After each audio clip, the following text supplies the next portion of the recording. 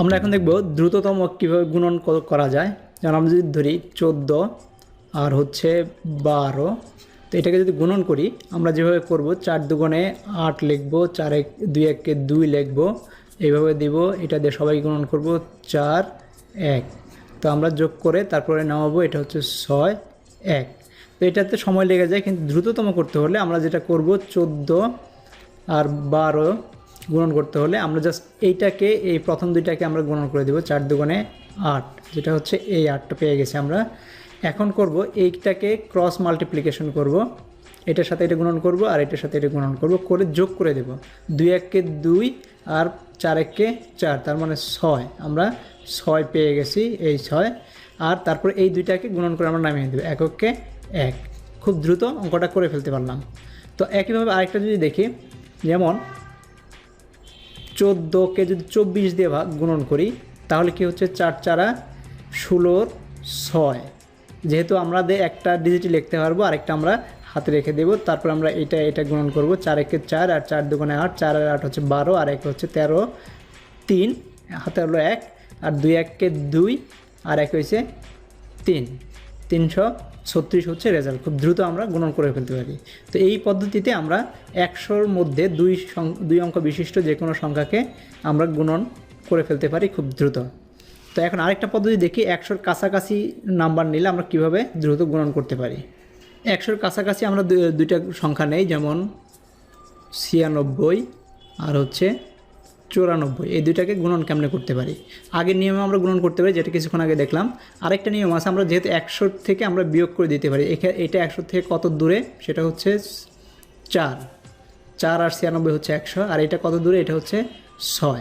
তো আমরা এখন যেটা করব সেটা হচ্ছে এইটার থেকে এটা বিয়োগ করে দেবো, অথবা এটা থেকে বিয়োগ করে দেবো, একই রেজাল্ট আসবে। যে রেজাল্টটা আসবে সেটা আমরা লিখে ফেলবো। তো 96 থেকে যদি 6 যায় তাহলে হচ্ছে 90। এটা আমাদের প্রথম দুইটা ডিজিট পেয়ে গেলাম। এখন পরের অংশে, এই অংশে যে অংশটুকু হবে সেটা আমরা শুধু এই দুইটা গুণন করে দিলে হবে, 4 6 24। তার মানে 96 আর 94 যদি গুণন করি তাহলে 4 6 24 হবে। 96 × 94, এটা হচ্ছে 9024। এখন আরেকটা দেখি, যদি এরকম থাকতো 107 গুণন 104, তাহলে কী হতো, যেহেতু এটা 100-র চেয়ে বেশি, তার মানে আমাদের বিয়োগ করতে, আগে এখানে বিয়োগ করতাম, এখন যোগ করে দেবো। তার মানে 100 থেকে কত ডিফারেন্স আছে, 7, আর এটা 100 থেকে ডিফারেন্স আছে 4। তো আমরা এখান থেকে যোগ করে দেব, তার মানে হচ্ছে আমাদের 107 আর 4 হচ্ছে 111। 111 আমরা লিখে ফেলবো, তারপরে এই দুটো গুণন করে 4 7 28। দ্রুত অঙ্কটা হয়ে গেল। আমরা যদি ক্যালকুলেটারে যদি দেখি, 107 গুণন 104, এই 1 1 1 2 8, 1 1 1 2 8। তো এইভাবে আমরা দ্রুত অঙ্কগুলো করতে পারি। এখন আরেকটা অঙ্ক দেখি, যে 200-র কাছাকাছি যদি এরকম হয়, 200, যেমন 196 আর হচ্ছে 194, যদি এরকম হয় তাহলে কি হবে, এখান থেকে যে 200 থেকে 100 থেকে অনেক বেশি, 200-র কাছাকাছি আছে যেহেতু, সেহেতু আমরা নেব 200 থেকে 196 গেলে থাকবে 4, আর এ থাকবে 6। তার মানে এখন যদি গুণন করি, এখান থেকে যদি বাদ দিয়ে দেই, সেটা 6 গেলে হলো আমাদের 190। কিন্তু 190 আমরা লিখতে পারবো না, কারণ 200 হচ্ছে দুইটা 100 আছে, তার মানে 2 দিয়ে গুণন করতে হবে। তার মানে 0 18 8 1 2 1 2 আর 1 380 লিখে ফেললাম আমরা। এটাকে ডাবল করে দিলাম 2 দিয়ে, যেহেতু 200 হচ্ছে 100 গুণন 2 দিয়ে গুণন করে দিলাম। তারপরে হচ্ছে 4 6 24। তো এইভাবে আমরা খুব দ্রুত গুণন অঙ্ক করে ফেলতে পারি। এখন দেখব কোনো সংখ্যাকে 5 দিয়ে গুণন করতে হয় কীভাবে যত দ্রুত। যেমন 126 গুণন 5 সমান কত হবে, এটা হচ্ছে 126 5 দিয়ে যেটাই গুণন করা হবে সেটাকে অর্ধেক করে নিতে হবে। যেমন 126-এর অর্ধেক হচ্ছে 126-এর অর্ধেক হচ্ছে 63, 63 লিখবো আমরা এখানে, আর একটা শূন্য বসাই দেবো। তো 126-এ 5 দিয়ে গুণন করলে এটাই হবে। তো যদি 127 যদি থাকতো, গুণন 5 থাকতো, তাহলে কী হতো, তাহলে এটা যেহেতু অর্ধেক করতে পারতেছি না, আমরা এটা কাছাকাছিতে যাব, তার মানে 126-এ যাব। 26-এ হচ্ছে 126-কে যদি দেই -1 করি, -1 করলে 126 হয়। 126-এর অর্ধেক হচ্ছে 63। আর যেহেতু আমরা 1 আছে তো 5-এর সাথে 1 গুণন করে দেব, শুধু 5টাই আমরা এখানে বসাই দেব, তাহলে গুণন হয়ে যাবে। যেমন যদি ধরি 17 গুণন 5 কত হবে, 17-এর মধ্যে যায় না, আমরা 16 নিতে পারি, পিছনের দিকে একটা জোড় সংখ্যা নেব, 16-র অর্ধেক হচ্ছে 8, আর 5 বসাই দেব, 5 17 85 হয়ে যাবে।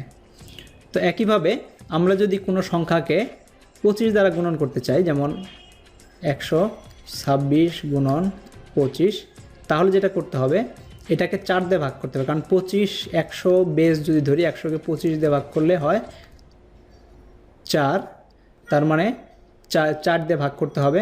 4 দিয়ে ভাগ করতে হলে আমরা এখানে নেব 126কে 4 দ্বারা ভাগ যায় না, তার মানে এর কাছাকাছি নিচে হবে 124কে 4 দ্বারা ভাগ যায়, 124কে 4 দ্বারা ভাগ করলে হয় 31।